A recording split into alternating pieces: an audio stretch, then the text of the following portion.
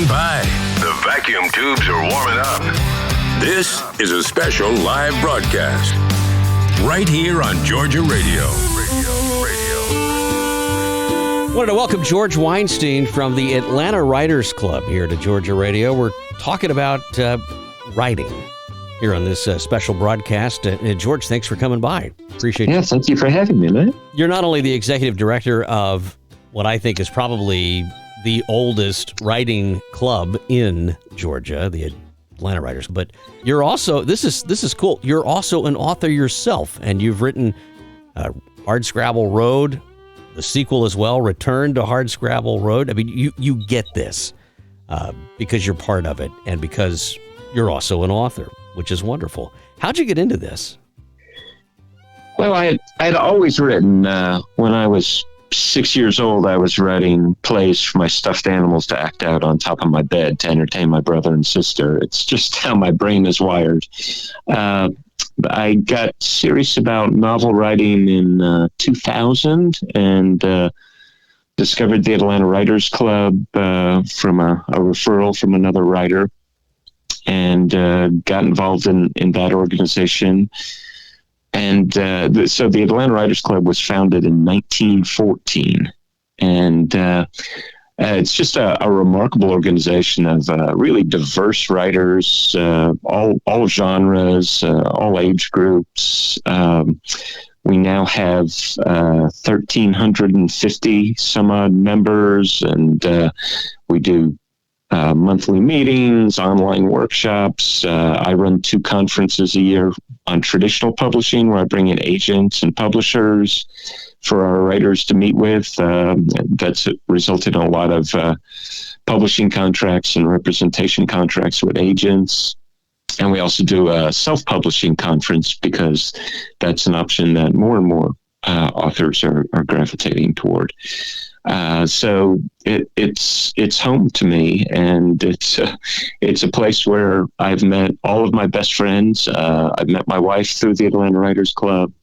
It's literally changed my life in every possible way. I think that's wonderful. Now, you just brought up something that's I know a lot of people are going to be interested in, and that is the difference between traditional publishing, where you would have an agent, you'd have a book deal, you'd have a contract, and self-publishing. Today, it's almost like it was, 100 and something years ago, where if you had a press, you could pretty well have your own deal. You could self-publish, or you could publish with your own press. And that's what has really come up today. Even with a traditional publisher, sometimes they don't provide a marketing budget. You have to market it yourself. So it's sort of, I don't want to say even the playing field, because distribution is still king, but it has made it much more accessible for folks to do this in a way that they really haven't been able to do for quite some time. And you don't have to buy a printing press. That's the other big deal. Absolutely. Technology has made this so much easier now to self-publish. You can literally, write your book, and over the weekend, get it out for sale on the market with a good-looking cover and a print quality that rivals anything that Random House can produce. So it has leveled the playing field in that regard. You're absolutely right. Where the rubber meets the road is how do readers find out about the books. But I'll tell you, there are some smaller presses out there that do much more marketing for their average debut author than the HarperCollinses of the world. There are some really nimble, aggressive, entrepreneurial-minded smaller presses that are doing a whole lot more work for their authors than the big 5 do. And there are a ton of self-publishing authors out there, self-published authors out there, who are learning all the tricks of the trade and are learning how to make a living writing, which is something that is a dream for most of us. Now, good work still has to be there. You still gotta sharpen those pencils, so to speak. Yeah. And the Atlanta Writers Club can do that with you, because you have or for you, I should say, but I'd like with you better because this has to come from you. These critique groups, all of this is part of your membership, right? I mean, you could get involved. Absolutely. With that. Yeah, we have critique groups all around the metro area, and then dozens online that are across genres. We have a poetry group. We have sci-fi fantasy. We have memoir groups, literary fiction, mysteries, thrillers, just covering the waterfront.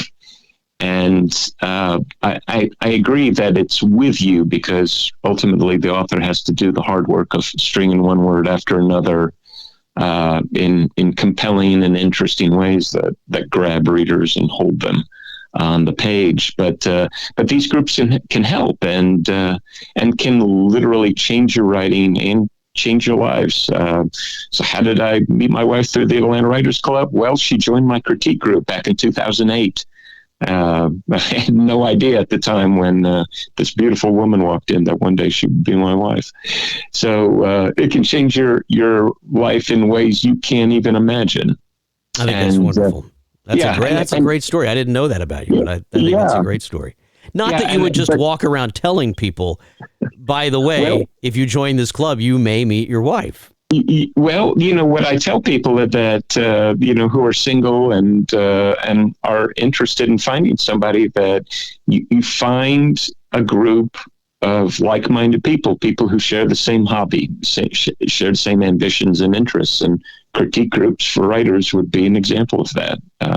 So it's absolutely a great way. And our marriage is the second one that has come out of our critique group. There was a man and a woman who met years before and did the same thing. They fell in love and have a beautiful family now. It's at AtlantaWritersClub.org is the name. Again, AtlantaWritersClub.org. We'll quick link it into the show story. Go meet your wife, change your life, write the next great novel, and the rest is history. I think it's wonderful. I want to dive into your stuff because you do have a number of books that are out. You've managed this obviously for almost 20 years now. Right. So of course you found time to write. Talk to us about I'm going to call it a series, the Hardscrabble Road series, and then we'll get into some of the other stuff because Hardscrabble, I think, is where it's at. That's Hardscrabble Road is my best-selling book. Easily, it outsells all my other books combined. It's historical fiction, Southern Gothic historical fiction, and it started with listening to stories from my former father-in-law, my first wife's father, just around the supper table and the dinner table. And I would run back to the guest bedroom and write down all of these stories about his growing up days in South Georgia, in Colquitt, which is near Bainbridge and Albany, if you don't know that area real well. He grew up with two older brothers and an older sister during the Great Depression and war years. Desperately poor, children of sharecroppers. There's hardly anybody that was poorer than the children of sharecroppers. And that would have been hard enough during the Great Depression, but his father was a psychopath and his mother had no interest in raising her children, so they pretty much had to raise each other. I grew up very boring middle-class suburb, and I was convinced after hearing just one of these stories that his childhood would have killed me and killed everybody I grew up with. These were tough people, and they had to be because the times were tough and his conditions in his family were tough. And so I spent 10 years writing down all these childhood stories that were always captivating, at times blood-curdling, horrifying, depressing, sometimes funny, but always compelling. And my desire was to turn them into a book. And so I actually worked with him when I finally convinced him that his story was worth writing about, which took some doing. He was a very modest man. And so we worked on it together for a couple of years, where I would interview him at length, surreptitiously interview his brothers and older sister. They didn't realize I was writing a book, but they just thought I was the weird guy who married into the family, who asked a lot of questions, and turned it into a novel, Hardscrabble Road, which is a wonderful metaphor for their journey through childhood. And that one continues to outsell all my other books. It's the gateway drug, if you will. Yeah. Most people find me through that book and then move on to others. And I've written other historical fiction, a novel of forgotten U.S. history called The Five Destinies of Carlos Moreno, also set during the Great Depression. A mystery, amateur-sleuth murder mystery called Aftermath, a kidnapping thriller called Watch What You Say, even contemporary fiction, got a ballerina trying to reinvent herself, which was loosely based on my wife's time as first wife's time as a ballerina, called The Caretaker. I did a silly, funny, irreverent sci-fi spoof called Offlining. And I wrote a book for a nonprofit foundation called the Tiger Flight Foundation, called Jake and the Tiger Flight. I saw that, and all of my other stuff that I do, of course, with Warbird Radio, we had Tiger Flight on a number of years ago, and I thought, well, how small a world is that with George writing that children's book, which I do remember seeing at some air show. That was great. And that was my first paid writing gig. First time I ever made money was writing that book for that nonprofit foundation. So I owe them a lot, because they convinced me that my writing was worth something.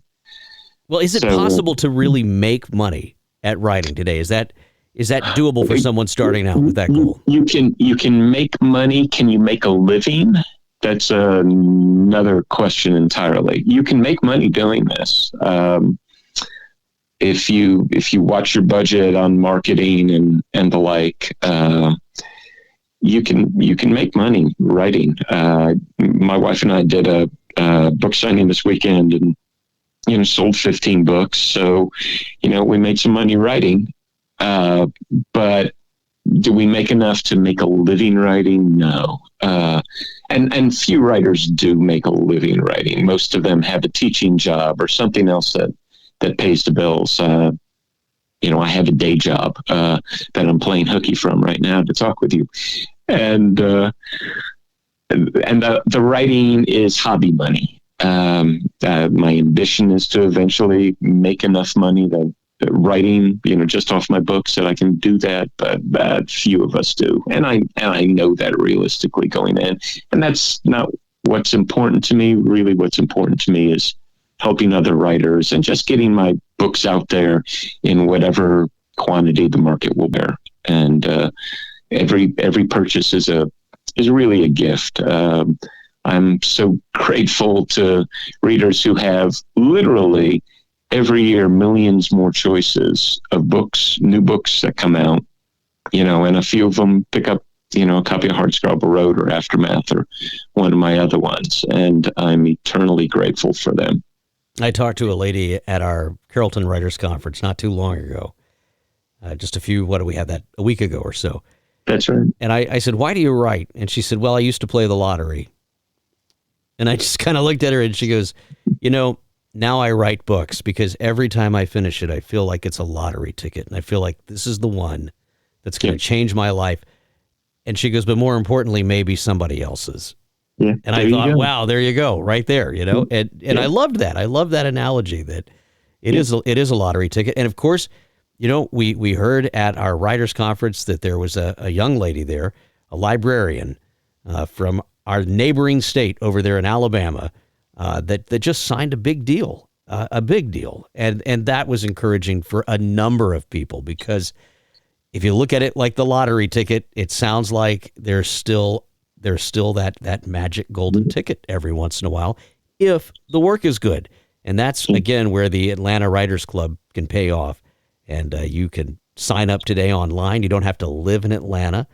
As you mentioned, there's online groups. So for folks listening to this down in South Georgia, maybe in Colquitt, there is a chance to participate in something much, much larger than what you're probably going to find in Colquitt. Yeah, absolutely. And we do numerous online workshops. So there are ways to engage, to build your network, to get educated about the craft and business of writing from wherever you're living. You don't have to make a drive to the big city to do it. I think that's great. Give folks your website, George, if they want to buy your book, if they want to buy a copy of Hardscrabble. I'm guessing you'll sign it. But how can they do that? Yeah, so my website is George Weinstein, and that's Weinstein.com. And of course, you can find my books on Amazon, and local bookstores can order them. There's no way my books are on the shelf of your local bookstore, but they will be happy to order the book for you. And if you contact me through the website, I'll be happy to mail you a book plate with my signature, and I'll even personalize it and a sticker you can put in the book. So you don't even have to come see me. I can get that to you. I'd be honored. I think that's great. George Weinstein from the Atlanta Writers Club. Thanks for being here. Oh, thank you so much, Matt. I appreciate you. Matt Jolley, right here on Georgia Radio.